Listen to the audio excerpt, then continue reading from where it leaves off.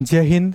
पिछली क्लास में हमने वियोजन के बारे में चर्चा कर चुके हैं। वियोजन अर्थात एक अभिकारक दो उत्पाद में टूटना। और फिर हमने इसके प्रकार के बारे में चर्चा की थी। तीन प्रकार थे: तापीय वियोजन, ताप देकर तोड़ना। फिर हमने प्रकाशीय वियोजन, जिसमें प्रकाश देकर तोड़ना। और तीसरा है विद्युत वियोजन, जिसमें हमने क्या किया, विद्युत धारा देकर उस पदार्थ को हमने तोड़ा। आज हम चर्चा करेंगे विस्थापन के बारे में। देखो विस्थापन क्या होता है, डिटेल में चर्चा करने वाले हैं, तो अपने जगह बांध लो। क्या कहता है विस्थापन और उसके उदाहरण।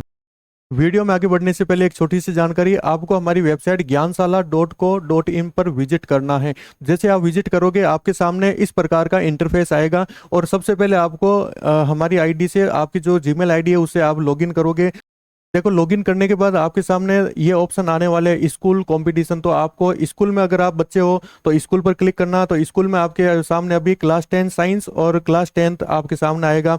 तो जैसे क्लास 10 पर क्लिक करोगे तो क्लास 10th के अंदर कौन से टीचर अभी पढ़ा रहे हैं तो उनके बारे में पूरी डिटेल आएगी। जैसे मैं पूरा बता देता हूँ। जैसे साइंस बाय अनिल सर, ये इनरोल हो रखा है। साइंस बाय आर के सर, तो ये इनरोल आपको करना है। मान लो आप कोई भी कोर्स लो तो आप इनरोल कर सकते हो, ये पूरा पेमेंट देने की जरूरत नहीं है। अभी 90% ऑफ चल रहा है। मेरा नाम डालना है अनिल 90 और आपको 90% ऑफ मिल जाएगा। तो अपन को वीडियो के अंदर क्या क्या चीजें मिलेगी मटेरियल के अंदर, तो सबसे पहले आपको डिटेल में वीडियो मिलने वाली है। 13 पार्ट जो भी है सारे के सारे आपको मिलने वाले हैं, और ये आपके 12 महीने या फिर एग्जाम खत्म होने तक ये आपके इसके अंदर रहेंगे। बात कर लेते हैं नोट्स के बारे में। तो नोट्स भी आपको मिलने वाले हैं। जैसे मैं डेमो में बता देता हूँ, रासायनिक अभिक्रिया व समीकरण, उसमें हमने काफी टॉपिक हमने करवा दिए हैं। जैसे इधर देखिए, ये एक टॉपिक है संयोजन अभिक्रिया, 7वें नंबर पर है। तो ये आपको जैसे डिटेल में पूरा पूरा हमारे यहाँ पर पढ़ाया हुआ है, किस प्रकार से क्या होता है क्या नहीं है, वो सारी रिएक्शन आपको बताई गई है। अब बात करते हैं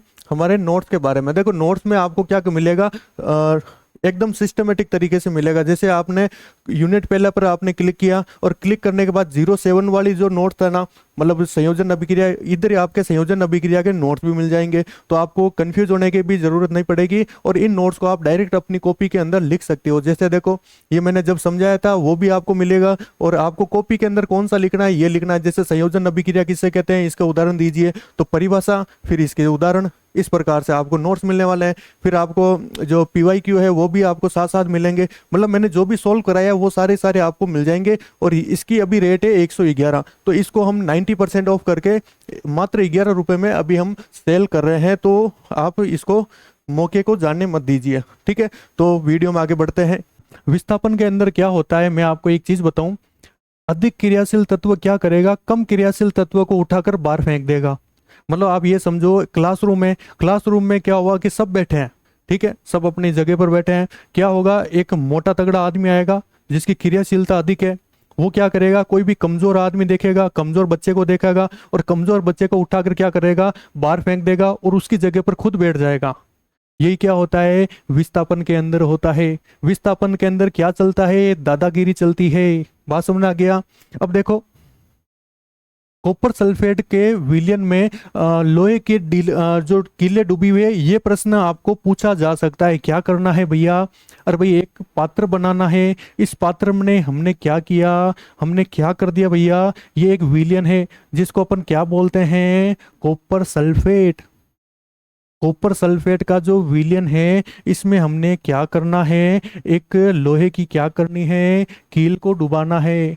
ये कौन सी कील है, लोहे की कील है, ठीक है, कर लोगे। और विस्थापन को समझने से पहले आपको क्या समझना पड़ेगा, अरे भाई क्या समझना पड़ेगा, सक्रियता श्रेणी को।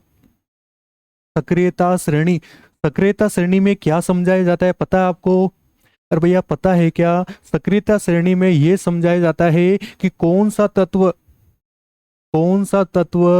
क्या हो, अधिक क्रियाशील है।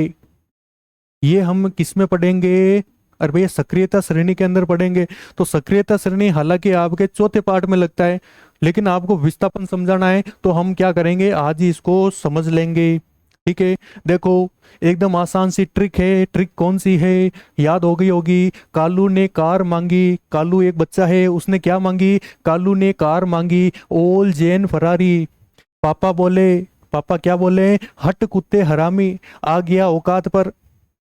एकदम फनी सी है लेकिन याद होगी आपको। देखो कालू, कालू का मतलब के, के मतलब पोटेशियम, ने मतलब Na sodium, car Ca calcium, मांगी Mg मैग्नीशियम, ओल एल्यूमिनियम, जेन जेडन का मतलब जिंक, फरारी फरारी मतलब Fe आयरन लोहा, पापा बोले पीबी पीबी मतलब लेड, हट कुत्ते, हट का मतलब क्या होगा, एच हाइड्रोजन, ये थोड़ा सा गोला कर देता हूँ।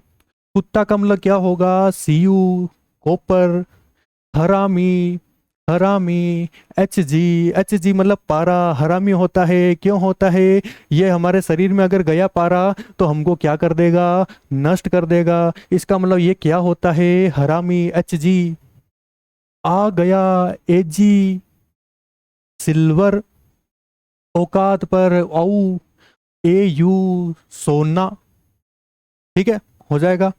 चलो, अब आपको पूछे, जब भी आपको पूछे कि भैया सक्रियता श्रेणी में कौन ज्यादा क्रियाशील है, तो आपको क्या करना है, सक्रियता श्रेणी लिख देनी है। क्या करोगे, अब आपको पूछे जैसे पोटेशियम और कैल्शियम, इन दोनों में ज्यादा क्रियाशील कौन है, पोटेशियम है।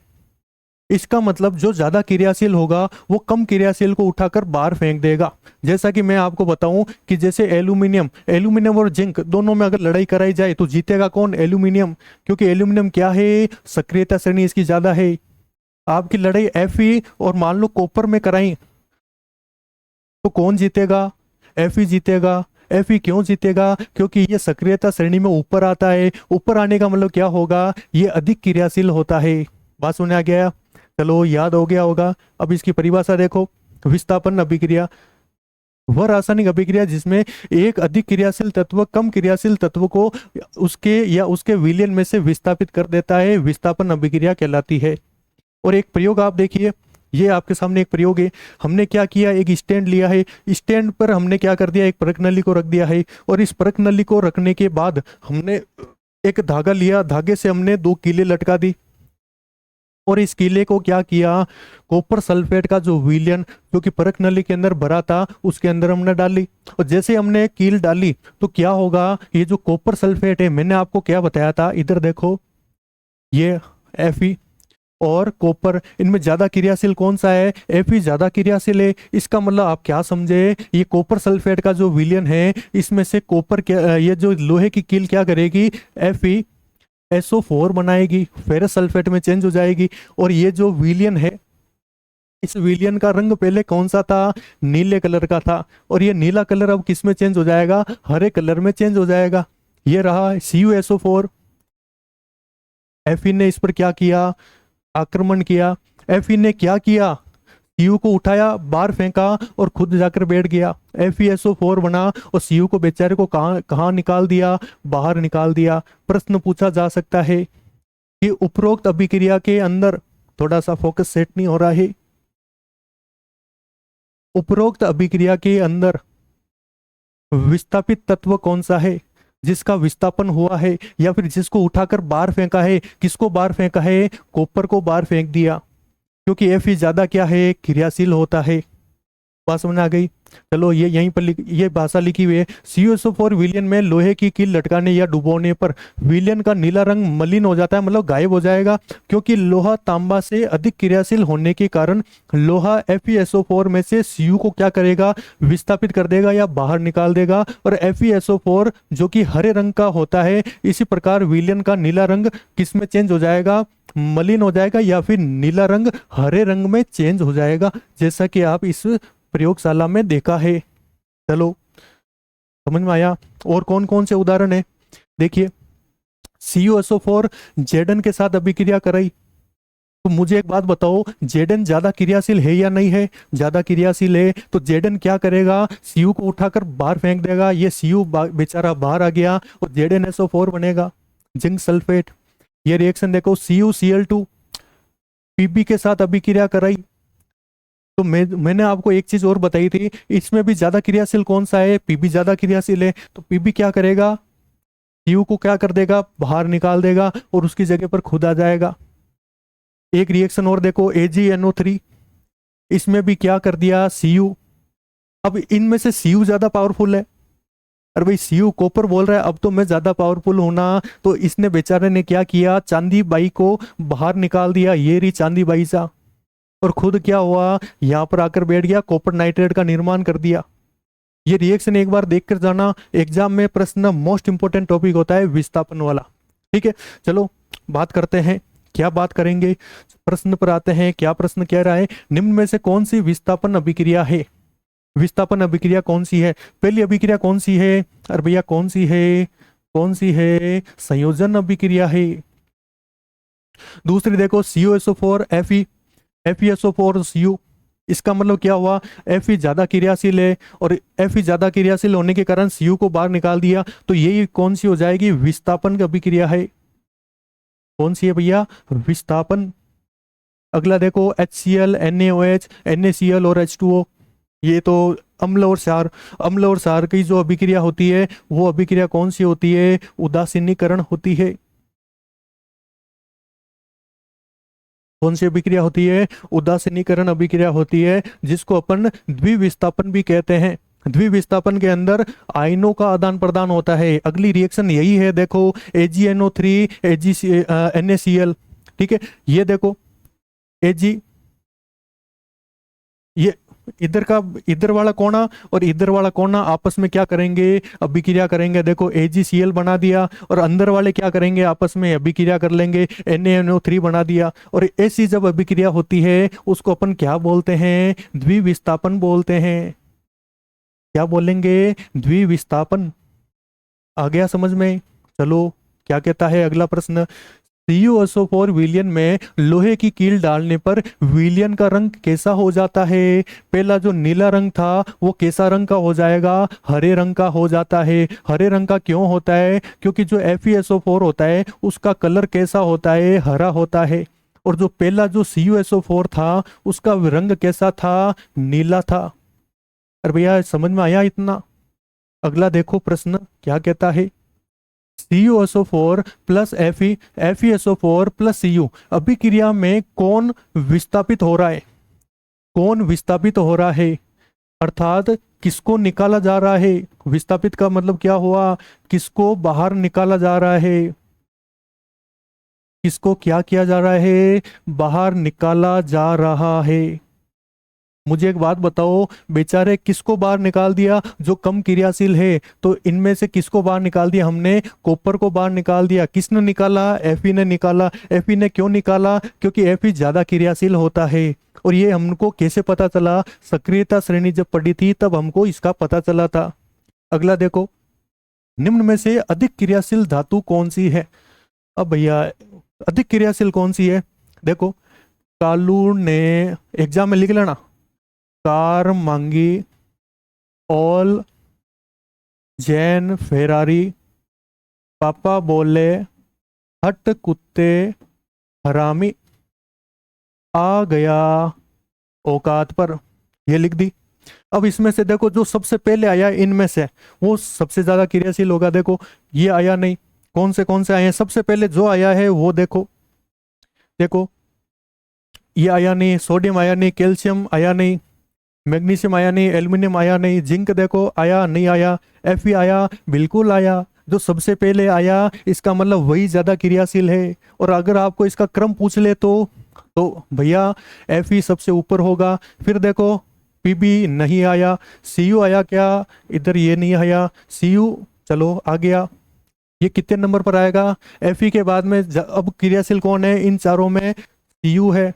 उसके बाद में देखो Hg नहीं आया, फिर क्या आया, Ag आया, Ag, फिर आपके कौन सा आएगा, Ag आएगा, और फिर सबसे लास्ट में कौन आएगा, Au आएगा। ऐसा प्रश्न पूछा जाता है। और आपको क्रम भी पूछा जा सकता है कि कौन ज्यादा क्रियाशील है, कौन कम क्रियाशील है। उसके लिए आपको याद होना चाहिए, कालू ने कार मांगी, ओल, जैन, फरारी, पापा बोले हट कुत्ते हरामी, आ गया अपनी आ गया औकात पर। आ गया समझ में। चलो अगला प्रश्न देखिए, Zn plus CuSO4, ZnSO4, Cu, इसमें कौन सा तत्व विस्थापित हो रहा है। विस्थापित मैंने पहले बताया था, किस तत्व को आप बाहर निकाल रहे हो, कॉपर, तो Cu is the correct answer. अगला प्रश्न देखिए क्या कहता है, CuCl2 plus Pb, PbCl2, Cu, इसमें विस्थापित धातु कौन सी है, कॉपर हो जाएगी। ठीक है, बेचारा कॉपर बार बार बाहर निकाला जा रहा है। निम्न में से कौन सी अभिक्रिया विस्थापन अभिक्रिया नहीं है? देखो, CuSO4 प्लस FeSO4 और Cu, ये विस्थापन अभिक्रिया है। ये भी कौन सी है? विस्थापन अभिक्रिया है। AgNO3 प्लस CuNO3, ये भी विस्थापन अभिक्रिया है। ये कौन सी अभिक्रिया हो जाएगी? ये आपके कौन सी अभिक्रिया है भैया? संयोजन वाली है। तो option D is the correct answer हो जाएगा। अगला देखिए क्या कहता है प्रश्न, निम्न में से कौन सा कथन सही है? देखो, कम क्रियाशील धातु अधिक क्रियाशील धातु को विस्थापित कर सकती है? नहीं कर सकती। अरे भैया, कमजोर आदमी मजबूत को हटा थोड़ी सकता है। अधिक क्रियाशील धातु कम क्रियाशील को विस्थापित कर सकती है, बिल्कुल। मोटा तगड़ा आदमी छोटे आदमी को उठाकर बाहर फेंक सकता है, बिल्कुल फेंक सकता है। सभी धातुएं एक दूसरे को विस्थापित नहीं कर सकती। विस्थापन अभिक्रिया कोई उत्पाद नहीं बनाता, फर्जी चीज है। ठीक है, option B is the correct answer. अगला देखिए, विस्थापन अभिक्रिया में आवश्यक शर्त कौन सी है? तो आवश्यक शर्त क्या है? दोनों तत्व समान क्रियाशील के हो? नहीं, एक की क्रियाशील ज्यादा होगी, एक की कम होगी। विस्थापित करने वाला तत्व अधिक क्रियाशील हो। विस्थापित करने वाला मतलब हटाने वाला ज्यादा क्रियाशील होगा, तभी तो वो हटा पाएगा। Option B is the correct answer. कम क्रियाशील तत्व और केवल अधातु, छोड़ो, option B is the correct answer. अगला देखो, CuSO4 विलयन में Fe डालने पर कौन सा लवण बनता है? क्या बनेगा? FeSO4 बनेगा। और FeSO4 का रंग कैसा होता है? हरे रंग का होता है। अब देखो, इनमें से कौन से प्रश्न आपके बोर्ड एग्जाम में आ रखे हैं। आप हमारी वेबसाइट ज्ञानशाला.co.in को लॉगिन कर सकते हो और आपको ये सारे के सारे नोट्स एकदम नॉमिनल फीस में मिलेंगे, एकदम कम रेट में। ठीक है, चलो कौन सा क्या है? पहला देखो, zinc, copper sulphate, zinc sulphate और कॉपर। चलो इसको करते हैं। इसको क्या बोल रहा है? समीकरण के लिए संतुलित रासायनिक समीकरण लिखिए। इसके नीचे ही लिख देता हूं, जिंक दिखाई दे रहा है, थोड़ा बड़ा कर देते हैं इसको, चलो कोई बात नहीं। अरे हो जा भैया, zinc plus copper sulphate CuSO4 arrow, zinc sulphate ZnSO4 plus Cu को क्या कर दिया? बेचारे को बाहर निकाल दिया। रासायनिक समीकरण बन गई, 1 नंबर मिल गया। अगला देखो,